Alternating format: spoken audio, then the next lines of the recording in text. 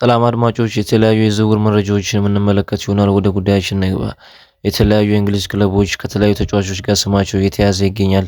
በመጀመሪያነት የምናነሳው ማንቸስተር ዩናይትድ ከብሩኖ ፈርናንዴዝ ጋር ውሉን ለማደስ በቃል ደረጃ ከስምምነት ላይ እንደደረሱና በዚህኛው የሰኔ ወር ላይ ውሉን እንደሚፈርም ይጠበቃል ማለት ነው። ብሩኖ ፈርናንዴዝ ላለፉት ዓመታት በማንቸስተር ቤት ውስጥ እያሸበረቀ የሚገኝና ማንቸስተር ዩናይትድ ወደ ከፍታ እንዳያመራ ካደረጉ ተጫዋቾች መካከል ዋነኛውና ማንቸስተር ዩናይትድ በደንብ የሚፈልገው ነገር ከተለያዩ ክለቦች የሚመጡትን ጥያቄዎች ውድቅ ለማድረግ ነው። እንደሚታወቀው ከሆነ ባሳለፍነው ክረምት የዝውውር መስኮት ለብሩኖ ፈርናንዴዝ እስከ 200 ሚሊዮን ፓውንድ መክፈል የሚችሉና እንክፈል ያሉት የተለያዩ የሳውዲ ክለቦች ጥያቄ እንዳቀረቡለት ይታወቃል። ይህንን ጥያቄ ኢግኖር ለማድረግ ነው ማንቸስተር ዩናይትድ ከወዲሁ እንደዚህ አይነት ፕሮፖዛል ለብሩኖ ፈርናንዴዝ ያቀረበለት። ብሩኖ ፈርናንዴዝም ከዚህ ክለብ ጋር የተለያዩ ስኬቶችን ማሳካት እንደሚፈልግ ይታወቃል። ስለዚህ በቀላሉ ተግባብቶ ፊርማው እንደማይኖር ይታወቃል ማለት ነው። ሌሎቹን ተጫዋቾች መመልከት እንችላለን። ከእንግሊዝ ክለቦች ስማቸው የተያዙ የሚገኙ ተጫዋቾች ብራድዌ ባርኮላ በሚቀጥለው ቅዳሜ የአውሮፓ ሻምፒየንስ ሊግ ፍጻሜ ጨዋታ የሚያደርገው ብራድዌ ባርኮላ ከፒኤስጂ ጋር ደስተኛ እንዳልሆነና የመሰለፊያ ደቂቃ እያገኘ ባለመሆኑ ለመውጣት አይኖቹን ወደ ሌሎች ክለቦች እያየ ነው የሚገኘው የሚሉ መረጃዎች እየወጡ ይገኛሉ። በዛም ሊቨርፑል ዋነኛው ነው ማለት ነው።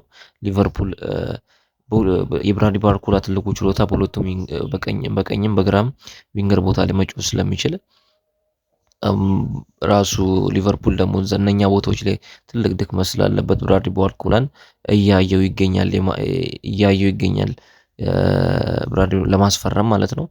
አርሰናልም ብራድዌ ባርኮላን ለማስፈረም ፍላጎት እንዳለውና የሚቻል ከሆነ ብራድዌ ባርኮላን ለማነጋገር አርሰናል በዚህኛው የዝውውር መስኮት ሁለት ቦታዎችን በንቃት ለመሳተፍ ይወጣል ተብሎ ይጠበቃል። እነኛ ቦታዎችም በዊንገር ቦታና በስምንት ቁጥር ቦታ ላይ የሚጫወት ተጫዋች ለማስፈረም በንቃት ሊሳተፍ ይችላል የሚሉ መረጃዎች እየወጡ ይገኛሉ። ከነኛ መካከል በግራ ዊንገር ቦታ ላይ ትሮሳርድና ማርቲኔሊ በዚህኛው የዝውውር መስኮት ይወጣሉ ተብሎ ከሚጠበቁ ተጫዋቾች መካከል ናቸው። ምክንያቱም አገልግሎታቸውና እየሰጡት ያሉት አገልግሎት ፕላስ የትሮሳርድ ደግሞ እድሜ ከዚህ በኋላ አርሰናል ቤት ውስጥ ላይጫወት የሚችለው የመጨረሻው ጨዋታው ላይ ሻምፒየንስ ሊግ ጨዋታ ነው ተብሎ ይጠበቃል ማለት ነው። በዛ ቦታ ላይ ብራድዌ ባርኮላን እንደ የመጀመሪያ ጎል አይተውታል ማለት ነው። ያም ከብራድዌ ባርኮላ ከፒኤስጂ ጋር ያለው ግንኙነት አርሰናሎች ጣልቃ በመግባት ባርኮላን ወደ አርሰናል ለማስፈረም ፍላጎት አላቸው የሚሉ መረጃዎች እየወጡ ይገኛሉ ማለት ነው። በስምንት ቁጥር ቦታ ላይ ደግሞ ማቲያስ ፈርናንዴዝ የዌስትሃሙ ተጫዋች ለማስፈረም አርሰናሎች ከአሁኑ ድርድር እንደጀመሩና ፍላጎታቸው ደግሞ እዛ ስምንት ቁጥር ቦታ ላይ አሁን ላይ ዴክላን ራይስ እየተጫወተበት ያለው ቦታ ላይ ዴክላን ራይስን ወደ 6 ቁጥር ቦታ ላይ በመመለስ 8 ቁጥር ላይ የበለጠ በቢውልድ አፕ የሚመችና ለኳስ ቁጥጥር የሚመች ተጫዋች ለማስፈረም አርሰናል ፍላጎት እንዳላቸው የሚወጡ መረጃዎች ያሳያሉ ማለት ነው። በተያያዘ የዝውውር መረጃ የስፔኑ ኃያል ክለብ ባርሴሎና የተለያዩ ተጫዋቾችን በስካውቲንግ እንደያዛቸው ይታወቃል። ከነኛ መካከል አንቶኒ ጎርደን የካስትሮ ተጫዋች ዋነኛው ተጫዋች ነው ተብሎ ይጠበቃል። ምክንያቱም በ19 ቁጥር እና በዊንገር ቦታ መጫወት ስለሚችል ባርሴሎናዎችም እዛ ቦታ ላይ ክፍተት ስላላቸው አንቶኒ ጎርደንን በወኪሉ እና ዴኮ አውርተዋል የሚሉ መረጃዎች እየወጡ ይገኛሉ። ባርሴሎናም ሌሎች ተጫዋቾችንም ስካውቲንግ እያደረገ እንደሚገኝ ይታወቃል። ለምሳሌ ጆዋ ፔድሮን የቼልሲውን እና ጁሊያን አልቫሬዝን በተመሳሳይ ሰዓት ሁለቱም ላይ አክሽን እየወሰደ ነው የሚሉ መረጃዎች እየወጡ ይገኛሉ። የሚሳካላቸው ከሆነ አንዱን ተጫዋች ለማስፈረም ነው። ግን በጣም ለባርሴሎናዎች በጣም ቱማች ኤክስፔንሲቭ እንደሆነ ነው መረጃዎች የሚያሳዩት። ምክንያቱም ጁሊያን አልቫሬዝ መልቀቅ አይፈልግም፣ ቼልሲም ጆዋ ፔድሮ መልቀቅ አይፈልግም። ቢለቁ እንኳን የሚጠይቁት ገንዘብ በጣም ውድ ነው። ከ100 ሚሊዮን ፓውንድ በላይ ቼልሲም አትሌቲኮ ማድሪድም ይጠይቃሉ ተብሎ ይጠበቃል። ያ ደግሞ ለባርሴሎና በጣም አዳጋች ሊያደርገው ይችላል የሚሉ ነገሮች አሉ።